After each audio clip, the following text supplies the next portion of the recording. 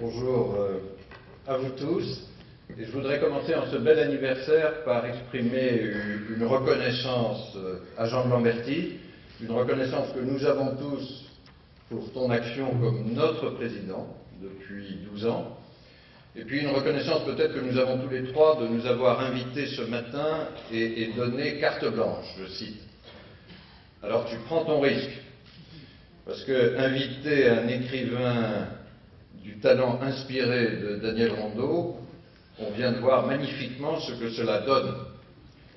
Mais inviter un banquier, qui plus est à la bourse,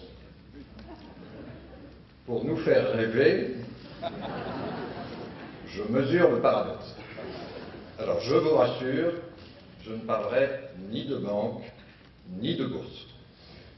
Je voudrais rêver, puisque c'est le mot de cette heure, avec vous sur un couple apparemment improbable, patrimoine et espérance.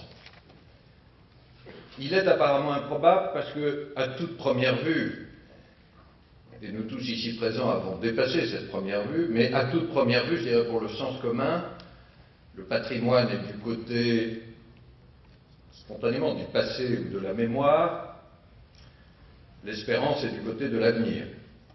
La petite espérance, dit Peggy, c'est tout ce qui commence.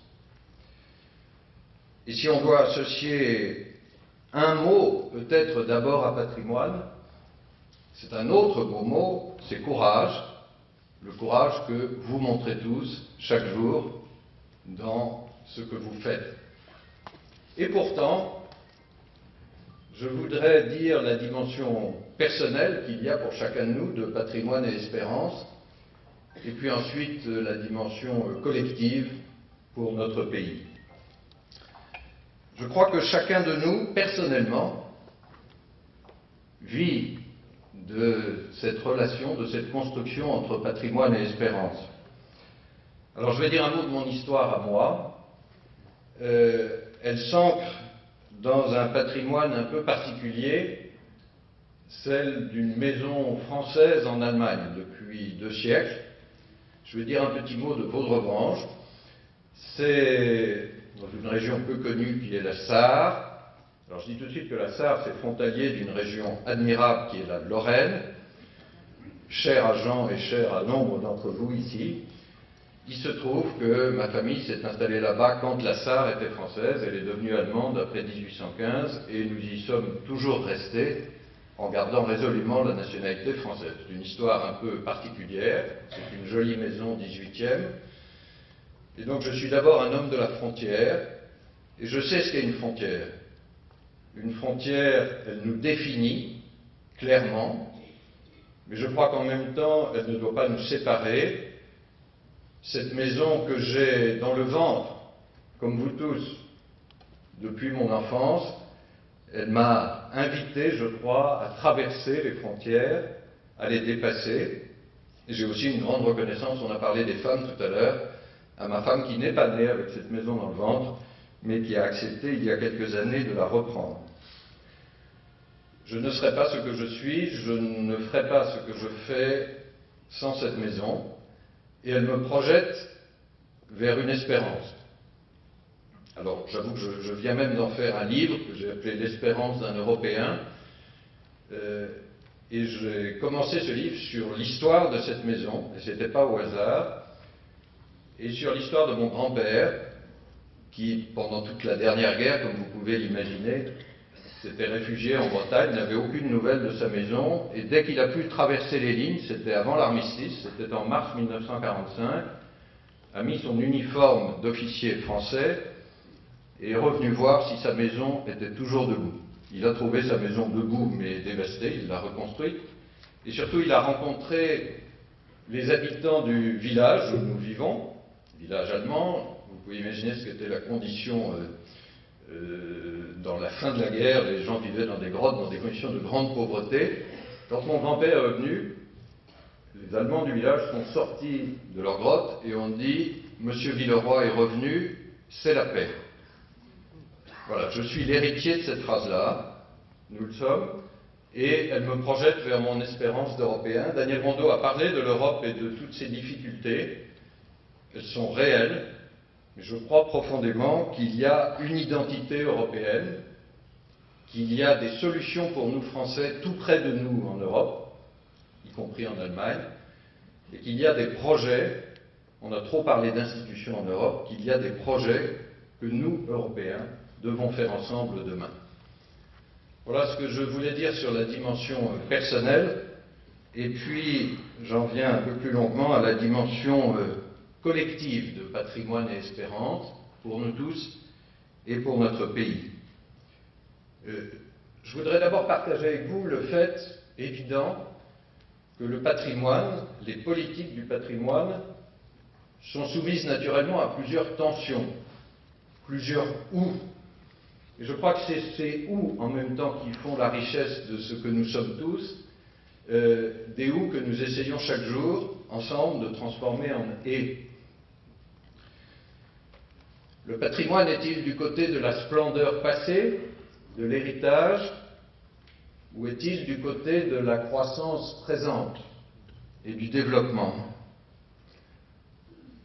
Le et que nous visons, le et que vous construisez, c'est de reconnaître que nous habitons le plus beau pays du monde, je le dis aussi comme quelqu'un qui voyage beaucoup, le plus beau pays du monde sans doute avec l'Italie, soyons honnêtes, et que nous devons à la fois garder cette fierté de la splendeur passée et jouer cet atout, à travers le tourisme notamment, pour notre croissance présente.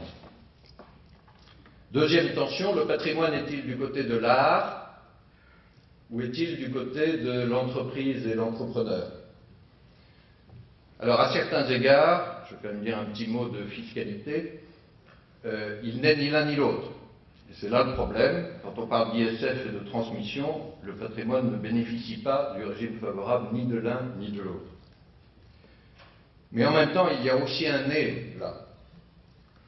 Vous êtes à la fois conservateur, dans le meilleur sens du terme, conservateur de la mémoire, conservateur de la splendeur des œuvres d'art, vous êtes créateur et vous êtes entrepreneur, et c'est pour moi un des plus beaux mots qui soit. Un entrepreneur est porteur de valeurs de courage et de développement indispensables pour notre pays. Il y a peu de gens qui sont à la fois conservateurs, créateurs et entrepreneurs. Une autre tension, c'est est-ce que le patrimoine, alors je vais le dire avec un sourire, est du côté des happy few ou est du côté du grand public? Bon, pour une bonne partie de l'opinion, spontanément, les châteaux, c'est un mot un peu ambigu de la langue française, les châteaux, c'est pour les happy few, voire des privilégiés. Nous savons tous que c'est un privilège parfois lourd. Et puis en même temps, il y a le grand nombre, le grand public, et je crois que c'est une des très grandes satisfactions des dernières décennies, ce succès des Journées du patrimoine, l'ouverture de vos monuments au public. Notre président a eu le génie de réconcilier cette tension-là, ce ou des happy few et du grand public, en décrivant l'ADH, je ne sais pas si l'appellation est officielle, mais comme la CGT des châteaux. Comme il m'a autorisé à le citer, et je dois dire, chaque fois qu'on cite la formule, voilà, Jean Lamberty, secrétaire général de la CGT des châteaux, on est sûr de son petit succès. Mais plus sérieusement, je crois que chacun de nous est à la fois propriétaire, bien sûr, avec tout ce que ça représente, comme actif, mais aussi comme responsabilité et comme charge. Chacun de nous est à la fois propriétaire et dépositaire de quelque chose qui le dépasse, qui continuera après lui et qui vise le plus grand nombre. Et puis, dernière tension, c'est bien sûr celle entre privé et public. Nos patrimoines sont privés, et nous savons tous que le partenariat avec l'État, avec ses bons côtés et ses difficultés, est absolument essentiel. Voilà, le patrimoine, c'est une forme de PPP avant l'heure, et depuis longtemps, j'y reviendrai. Voilà, viser de remplacer les ou par des et, c'est un bel objectif, mais en même temps, ceci ne suffit pas. Alors, je dois le dire avec infiniment de prudence et de modestie, parce que je ne suis pas un spécialiste de la politique du patrimoine, et en plus, le défaut, je vous le dis très simplement, d'être un résident fiscal français qui a sa maison en Allemagne, c'est que vous avez droit à rien. D'aucun des deux côtés. Si j'ai dû avoir une fois 3 000 € pour une réfection de double fenêtre. Mais il se trouve que j'ai passé 20 ans de ma vie dans le service public, et donc j'ai encore quelques vagues notions sur l'administration. Donc sans être du tout un spécialiste de la politique du patrimoine, je vais me laisser aller à 5 espoirs, modestes aussi, mais je crois accessibles. Mon premier espoir est fiscal. Aïe, sujet sensible. Et il vous paraîtra peut-être modeste. C'est enfin la vraie stabilité fiscale. On ne touche plus à rien dans les 2-3 ans qui viennent. Je peux réouvrir le sujet après. La stabilité des règles. Je pense que c'est un des grands drames de notre pays, et pas seulement du côté du patrimoine, c'est de réinventer des règles fiscales. Alors, quand c'est un allègement, ça paraît agréable, et quand c'est un durcissement, ça paraît 2 fois plus désagréable. Du coup, personne ne sait sur quoi il peut construire l'avenir. Conservons, et c'est essentiel, le régime fiscal d'impôt sur le revenu sur les monuments historiques et l'imputation globale des déficits. C'est un élément favorable et indispensable. Et puis ensuite, bien sûr, il y aura d'autres sujets à traiter. Faisons-le une fois par législature. Donc la prochaine fois, ce sera 2017, quel qu'en soit le résultat. Là, je crois il y a évidemment des choses à améliorer en matière d'ISF, de transmission. Il faut tracer un cadre. Et là, même chose, pendant 5 ans, on n'y touche plus. Et chacun de vous sait sur quoi il peut construire.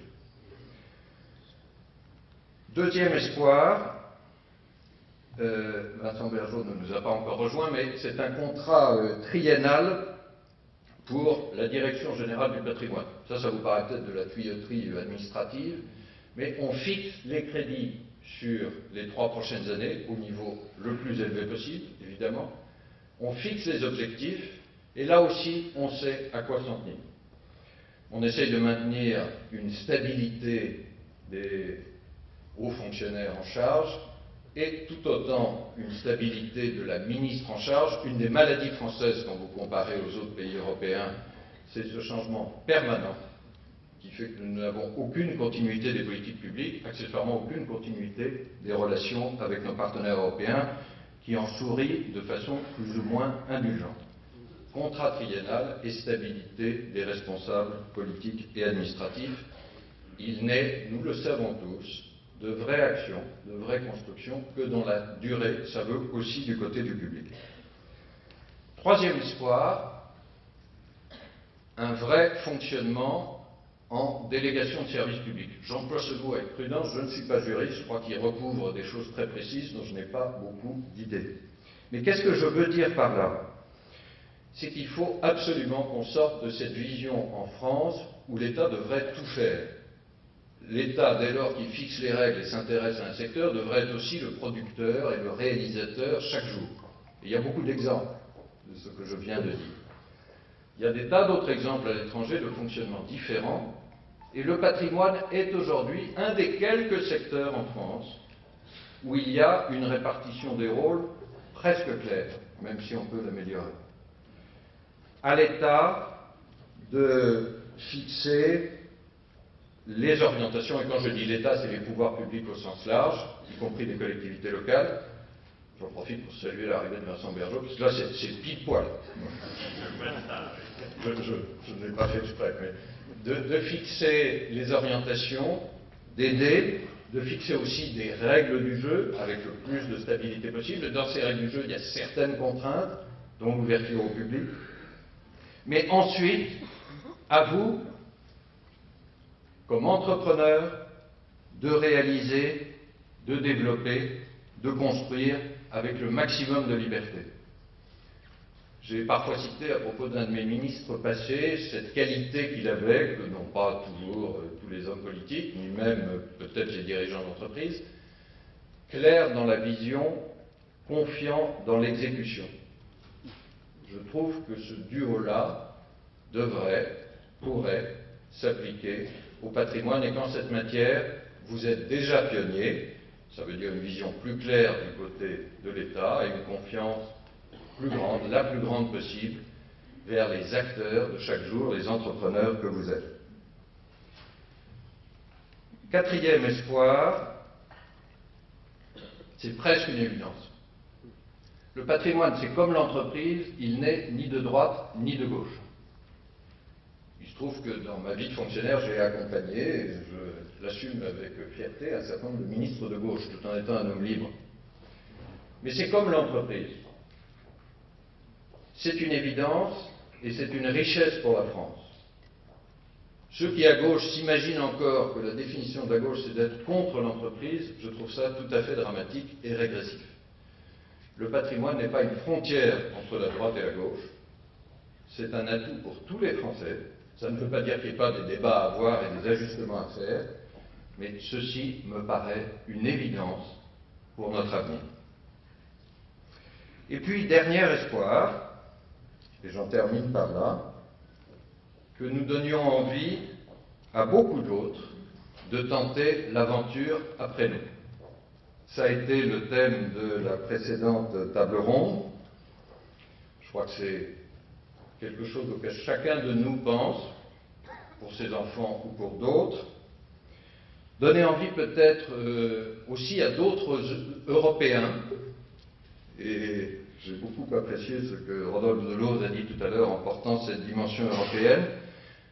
Je sais que le rachat des monuments par des étrangers est un sujet sensible. Je crois que si cela doit avoir lieu, il y a une condition, c'est que ce soit durable. Et aussi avec l'idée d'une transmission, d'une histoire sur plusieurs générations. Après tout, je vous ai raconté mon histoire très particulière. Est-ce qu'une histoire symétrique d'Allemands, d'Anglais, voire d'Américains, aimant la France, s'ancrant en France, tout en gardant leur nationalité et en y apportant toute leur richesse, mais dans la durée, est une des dimensions possibles, je le crois, du patrimoine. Mais tenter l'aventure, c'est surtout pour nos enfants et nos petits-enfants, bien sûr.